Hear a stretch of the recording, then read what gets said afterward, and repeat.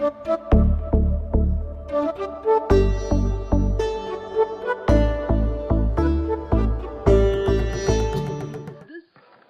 is a labor of love. So it has to begin with gratitude. Thanks, of course, HLF and Jayesh and others who facilitated us being here. The millions of volunteers who work tirelessly for the sector, the NPOs who are in remote districts, unheard and unsung, providing innovation, last mile delivery, working with communities, providing services, jobs, and economic value. There are, of course, stalwarts here. I've been seeing them over the last 2 days. We have our Magsaysay Award winner, Shanta Sinha, who's Rama, the Kanabirans, the Sainath, the C.S. Reddys, Varghese, Dhanalini, a host of them here.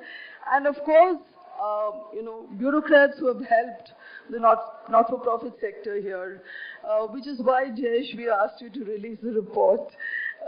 We also have people like Vijay Kumar and others, and a state government, I think, that is supportive. So we also have to thank Teamwork Arts, Sanjay Roy, Mohit, Mathew Cherian and others who supported the writing of the report. NPOs or NGOs, as they are popularly known, have existed since independence, some even before.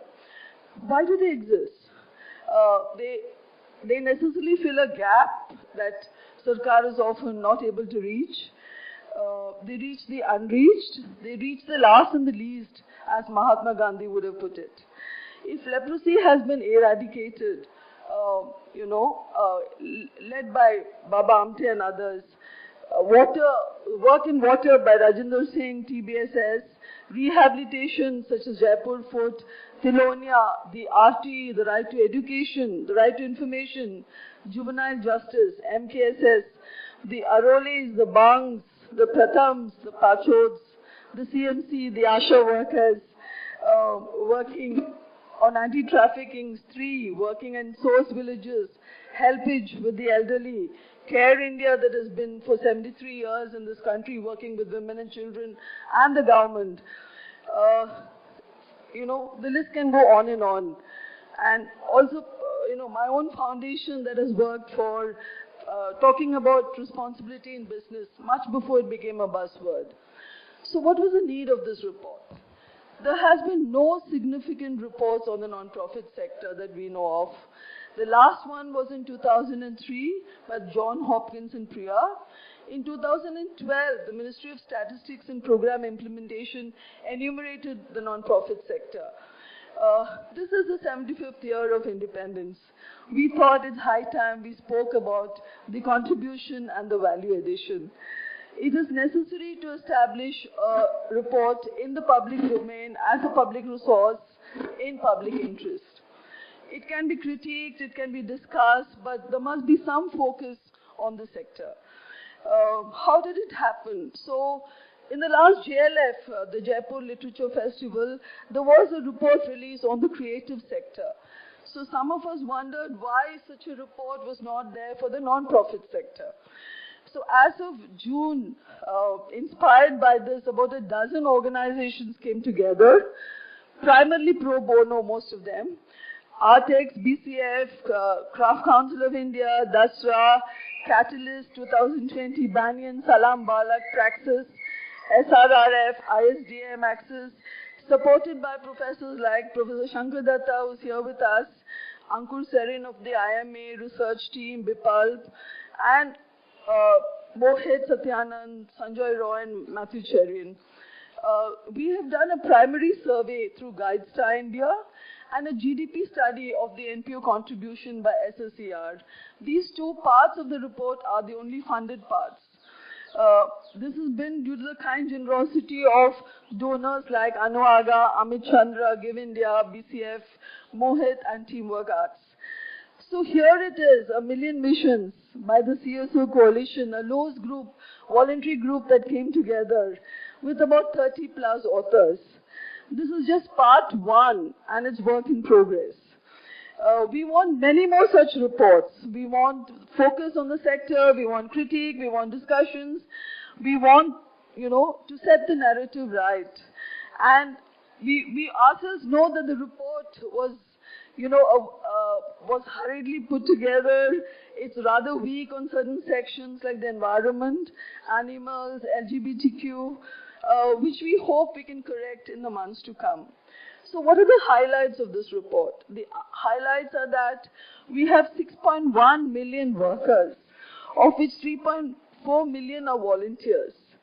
We contribute to the SDG goals, especially SDG 1, which talks about zero poverty. We actually contribute 2% of the GDP.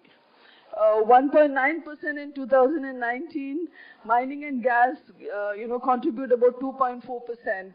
We don't deplete or pollute or do any of those things. We raise resources with a lot of difficulty. We work frugally.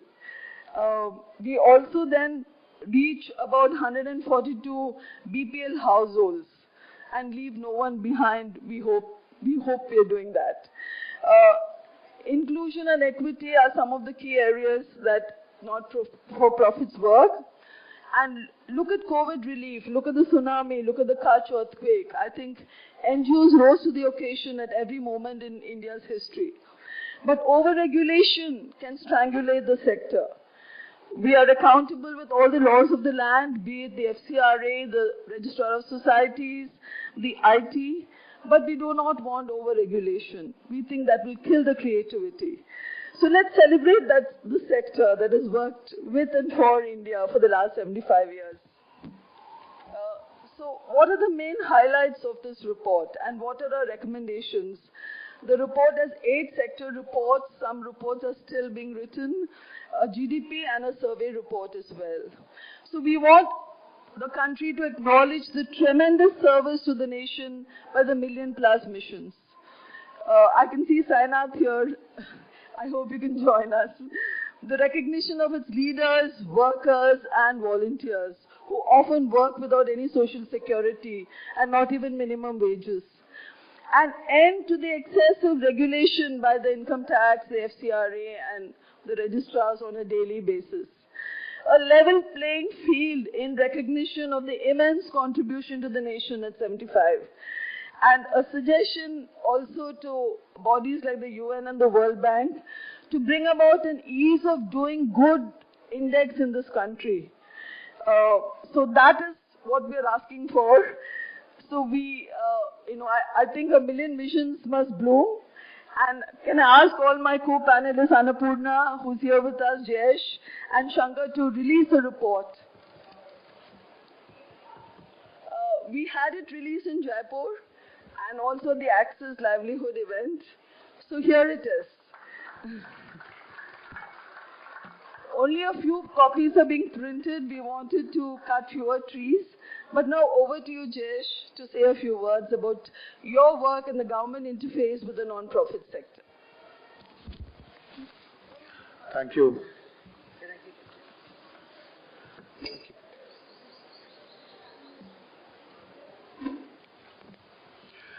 Thank you very much, Amita, and many congratulations to you and all your colleagues who have very diligently brought out this very important report. Frankly, I have not gone through it, but I'm sure that it will have some very rich information about the contribution that the non-profit sector has made in the last 75 years of our country. Governments and NPOs, stroke NGOs have a love-hate relationship. Things obviously are not very smooth at the national level for the present, but there are many other states where the landscape is different. In Telangana, I can speak for ourselves. We see NGOs and NPOs as important partners of our development. In fact, there are many flagship programs of our state for which NGOs have played a very, very important role. One example that I can think of is Harita Haram. But I can think of my own career over the last 30 years and what kind of engagement that I've had with the NGOs. Very early on, I got an opportunity to work in a World Bank funded project which was working with the poorest of the poor. Actually, we started that project, which subsequently has become a kind of a national role model. And when we were doing some kind of a preparatory work to design the program and to look at the implementation structures, it became very clear to us that in the eyes of the poorest of the poor, the credibility of the government is zero. Actually, if you ask them, what do you think of the government? If, for instance, if I were to ask, what do you think the poorest of the poor think of the government? I've asked this many times, so I can anticipate the answers and I can tell you. Many of you will say that government is indifferent, it is only for the rich, it means nothing to us. But these are polite answers. If you actually ask them after developing some rapport, they will tell you that government in their eyes is full of thieves, dacoits, scoundrels.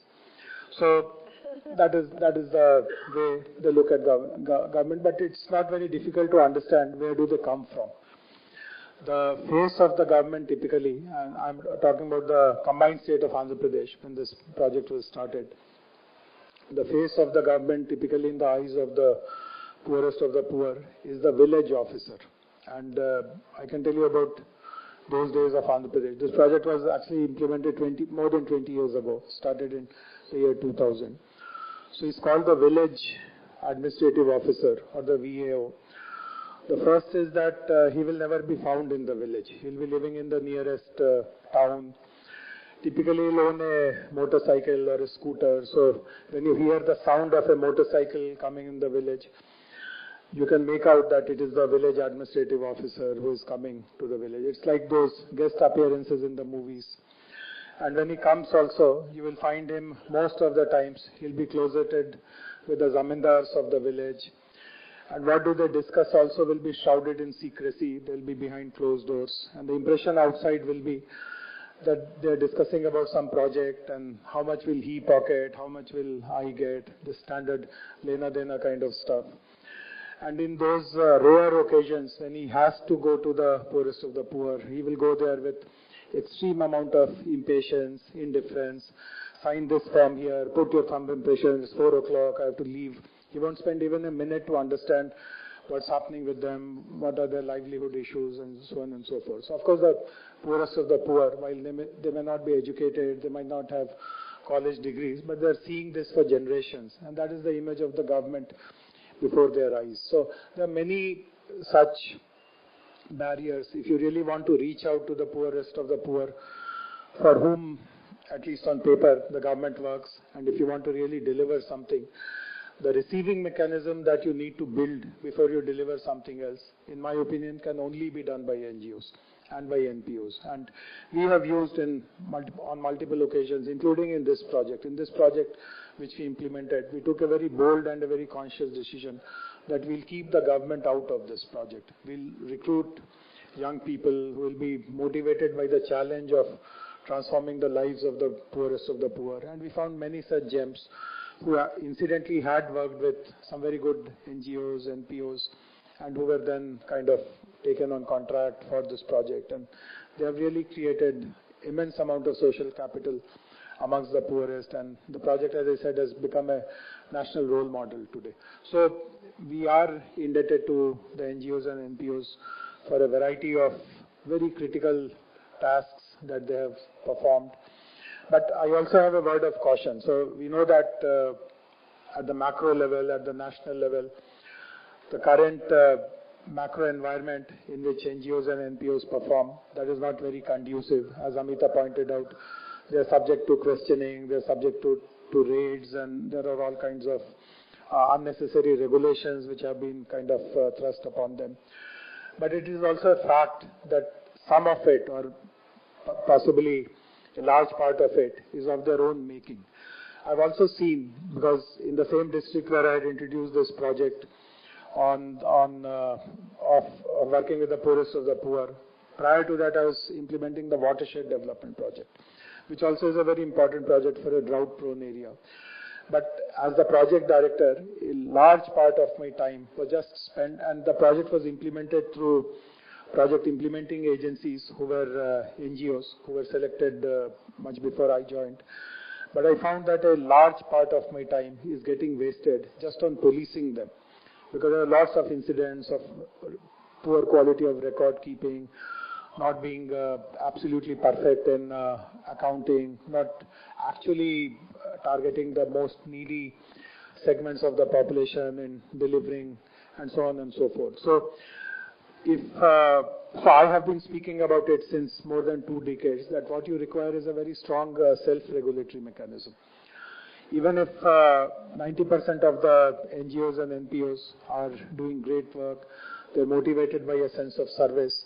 If a few of them are the black sheep, it is they who tarnish everyone's image. And 20 years ago, I had kind of forecasted that a day will not be far off when you will be really clamped down very, very heavily, and it seems to have come now. But even now, as I said, it's better late than never, and we do require a very strong self-regulating mechanism instead of someone else coming from outside and policing you and trying to find fault and encourage good people. The other important thing which I have noticed is a huge gulf between the founder, the person who founded that organization, and the people who actually work at the grassroots.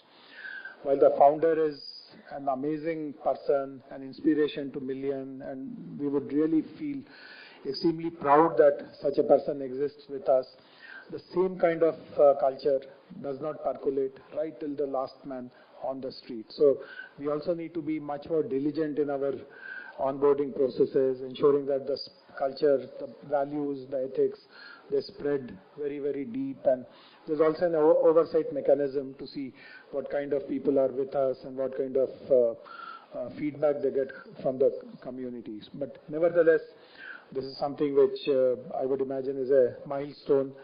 And is it on the website now? It will go on to the website. So, of course, I'll keep my copy so that no one takes it away. But for the rest of you, please look at the website, which will be live shortly. Thank you very much. I didn't introduce Jayesh, but I didn't think he needed an introduction in this, with this audience here. There are black sheep in all, segments of society, and I don't think the non-profit sector can be in denial. But I think there are enough laws of the land to deal with all of that. But let's not, tarnish the whole sector because of a few black sheep. So I've now asked Dr. Annapurna Mamidipudi to speak, given her large work that she's been doing with the handloom sector. She's a trustee of the Handloom Futures, a researcher on boards, a practitioner, a trustee of the Malka Trust, and a host of other initiatives. So thank you for being here with us, and over to you. Thank you very much. Is it audible? Okay. So I was extremely curious about the report, so I went through it, and I found it really enriching, as already said before.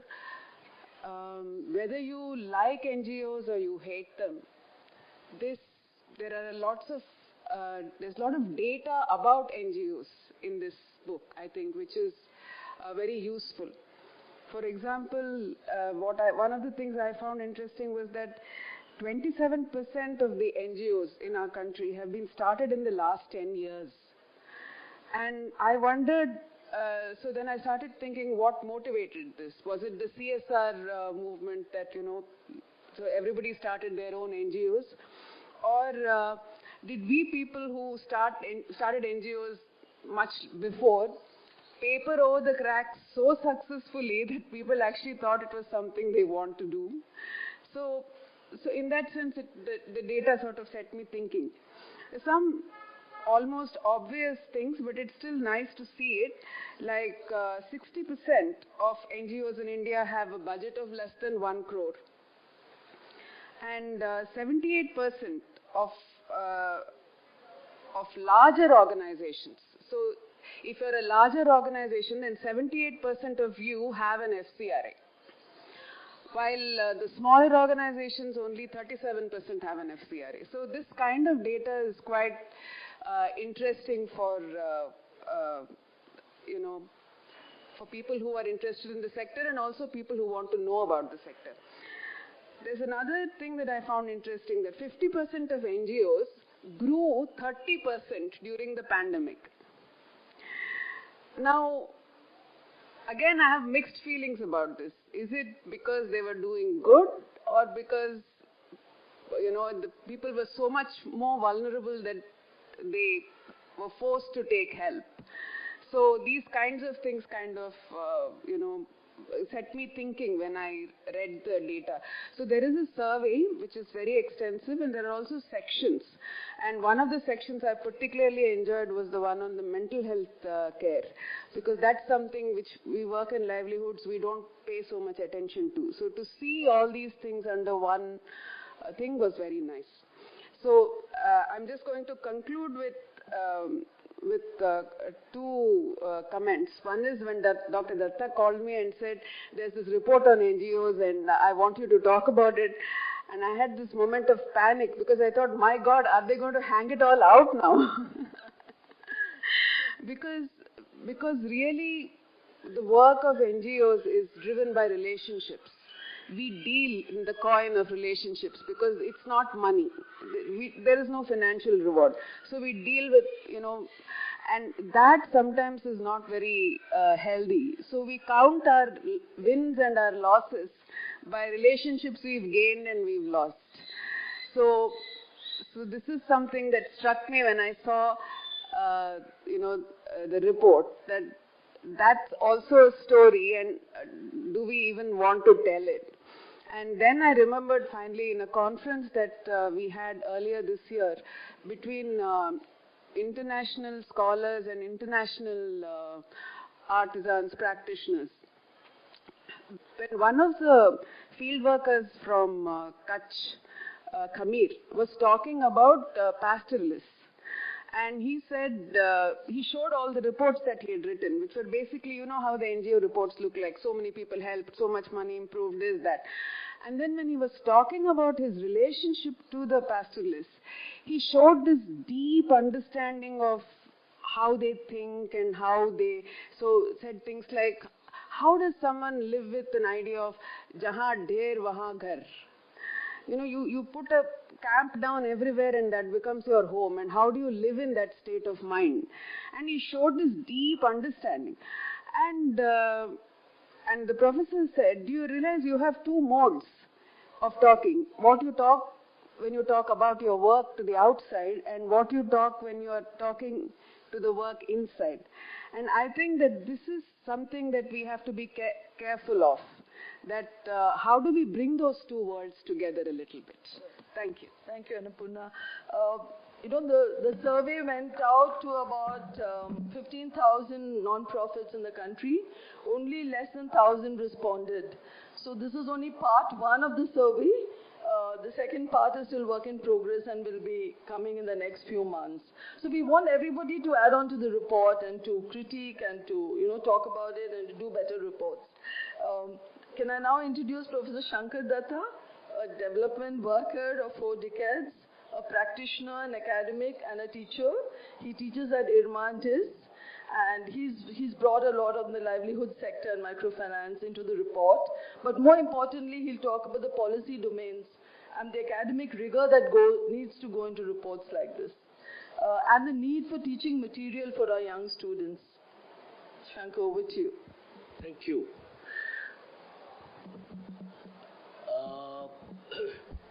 Is this clear? Okay. One question with which I keep struggling, especially I teach in these management colleges, and most of the students ask, why do you need a not-for-profit?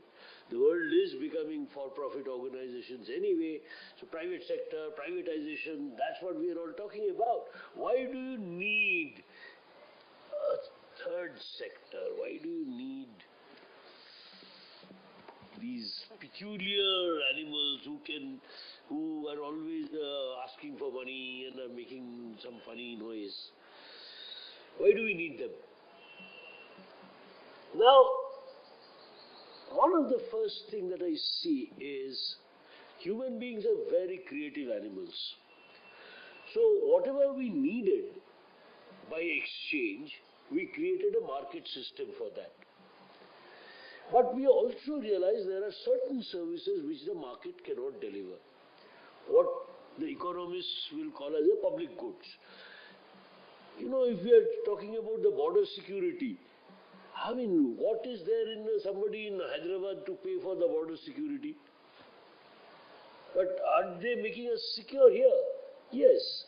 So we had to create a different mechanism of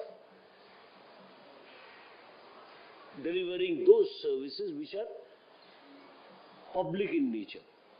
Where the border in Kargil actually is keeping me safe in Hyderabad or in Tamil Nadu.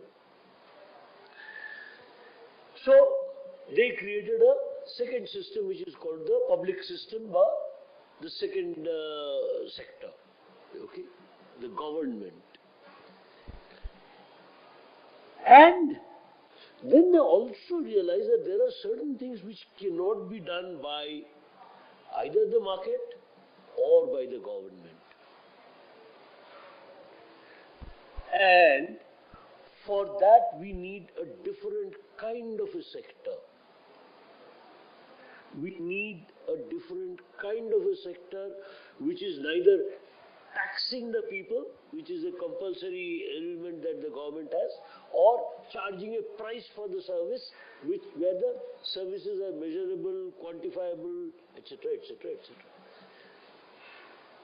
So a third sector is required to provide certain services which we as society require, but neither the corporate nor the government is in a position to provide those. They're not that they're not competent, but it is just that they, like one example will clarify it very much, like a disaster relief. Suddenly a flood has hit. By the time the government moves its papers and the bureaucracy, etc., etc., the people would have lost their lives. You need people who can just jump onto the next bus and go to the site and serve. Will a corporate be interested in that? We don't know, because we don't know whether that's in our area of service, whether that is where we will get some revenue in future. We don't know. So you needed good-hearted people who would just jump onto the next bus, land up there, and do some service. So these were services which could not be provided either by the government or by the market. Now that third set of service is what is provided by the not-for-profit organizations. The third set of service is what is called the NPOs, some call them NGOs also, but it's not just NGO, it's an NGMO, they're not neither government nor market, it's a default third category of organization. And very interestingly, the society needs them. Both the market and the government recognizes that yes, we need them. That's how they get the money. Both the corporate and the government understands that yes, like Jayesh was talking about. I mean, they understood the need. There are some areas where the government's own bureaucratic machineries could not do it. Especially another area where we are talking about innovations. Innovations cannot be done by a very large system like the government. The whole system of public health care, the ANM, auxiliary nurse midwife,